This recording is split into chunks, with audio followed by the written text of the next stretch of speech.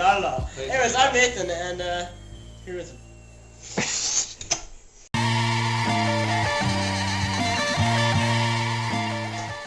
Hey, how's it going? We're here on... Okay, whatever, just restart. Okay, no, we just keep on. Okay. Hey, my name's Sam. I'm here with Jason today. Hey guys. We're just going to talk about some little trip that Jason went on. It was a couple weekends ago. Yeah, it sure was. Yeah, and it was awesome. Me and a bunch of friends, we piled into our little Volkswagen camper van and we rolled on out just barely to Stolo First Mission Reserve in Mission, BC to Creative World. It's an Arts and Justice Festival. Greetings. My name's Jason. It's already Kids, quiet down.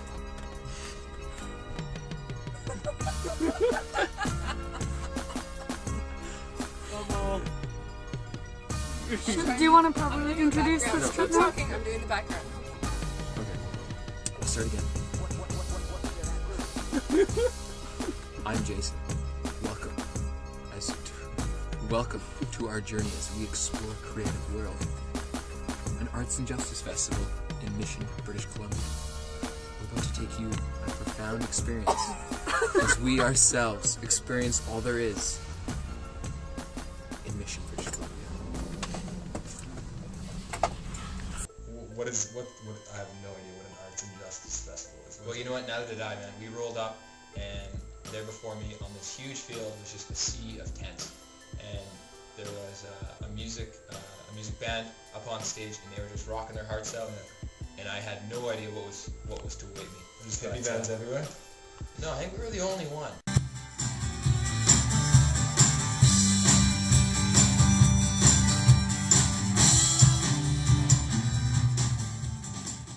Micah, please tell us where you're from. Long Beach, California. Sweet. Why are you here?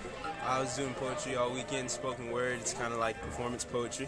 So, yeah. Awesome. Seeing my dismay, he explained, I'm convinced that every poem and every song and every rhyme from the beginning of time until the apocalypse will be and has been about the same tiny word with gargantuan significance.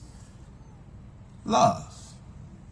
Now, I'm not saying everyone is praising love, but rather its presence or absence in each artist's life influences every word they write. Even those who compose lyrics lamenting the futility of being only exemplify their need for love. For no one who knows love believes life is devoid of purpose. Then others sing that love ain't worth it. It might have its perks, but most people like to flirt with whatever they wish. So they make music about making love instead of knowing true love. What did you think? It was fun. I'm a city boy, so, camping out is new to me. There's definitely no city here. The first night, my sleeping bag wouldn't zip up, so I was pretty cold, but, sorry about I got that. a new one, though, so it was fun. You're in the north. You're in Canada now. Yeah. Definitely need a zipper on the sleeping bag. Did you meet lots of new cool people? Lots of new Canadians? A ton of people. Yeah. And yes, a ton of Canadians. But it was really fun. Really fun experience. I was excited because it's the first time I ever used a passport.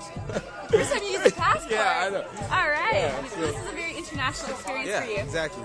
How do you feel about the Canadians? I mean, they're people too. I don't know. They're cool. They pronounce their O's pretty weird. Yeah, true. We do have an accent, even though we're so close. Right. I was actually expecting a harder accent, but the only thing I realized, or the only thing that really stood out to me was the O's, the about. Yeah. I was like, it's just about. True. It's cool. So I actually bought Micah's disc. It's rap and R&B, is that right? Yeah, it's mainly hip hop, a little bit of funk. On the choruses are sung a lot, and a lot of funk and blues influence on it. So this is the music I'm going to listen to on the way home.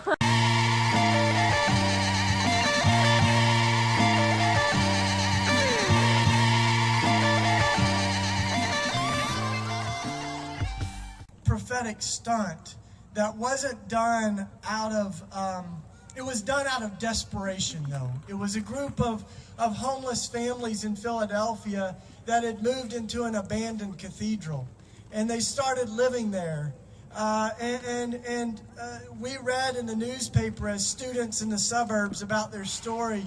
And we went down, and on the front of the cathedral, the families had hung a banner that said, "How can we worship a homeless man on Sunday and ignore one on Monday?" Yeah. We rock to it, freak to it, I said a beat to it. It's unique music, we rock to it. Free to it, until the beat to it. This is how we do it. Guys, it's okay. So, how is everybody feeling about the end of the festival? Renee has become very dangerous during this festival. As I hope we all have. No, Creative World 2011. Jason? Great festival.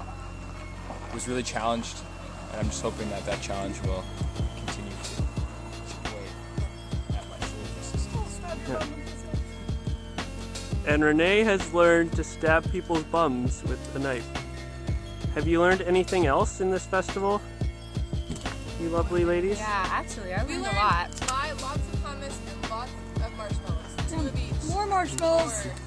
On a more serious note, I feel like I did learn a lot about human rights, a lot about justice, and I was challenged in the sense of that the idea that justice is kind of trendy, but actually acting just towards people is harder and a lot more challenging, and so I'm challenged in that, and I'm really excited to see Maria especially go down and live in the downtown east side this year, and I'm looking forward to being her friend and encouraging her in her walk to really live incarnationally with people who are really, needing justice in their life. I learned that, which the most important thing I think for me was that for there to be true rejoicing, there has to be true mourning, which I think is really easy to forget. I learned that capitalism is the only way. Consumerism is the way to happiness. Okay, back to Maddie. I love circles. Yeah, just because it's easy to think that you're not, you wonder if you're doing the right thing because it's hard, but I think that means you are doing the right thing from what I learned this weekend. So, yeah. Sweet. It's awesome to be around people that care and to be reminded that you're not alone in a walk that's sometimes tough and a race that sometimes is tiring, but it's worth it, and we know that God loves us and He loves us more than we imagine. Actually, there's a really cool story that I heard this morning that I love. The speaker said that when they decided to live on the downtown east side, a lot of their family didn't approve of what they were doing, and they actually had a newborn child while they were down there, and they decided to dedicate their child to God. And what they did is they went down to the beach and they invited all their friends from their community, which included a lot of people who are troubled and addicts and all sorts of things.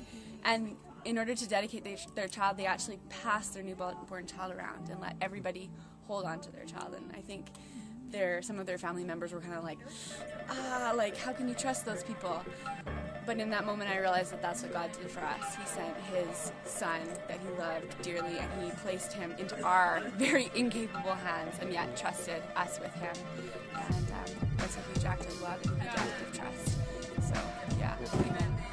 Sweet.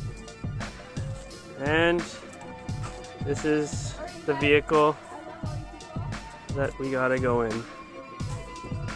And the question is, will it start? Will it start? It started!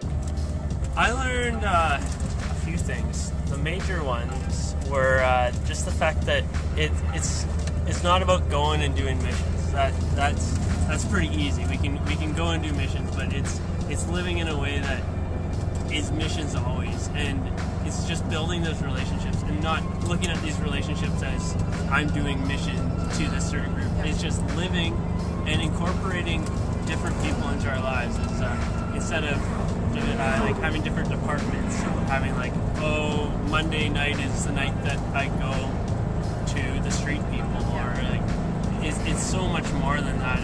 It's our whole, like, it's being instead of doing, as a couple of the speakers said. For all the things, all the action that they do and how they talk about how action's needed, is they say first, like before action, right, is relationship from God. Mm-hmm. And so from that then becomes people, and then comes the action for the people. It's not just action for the sake of action.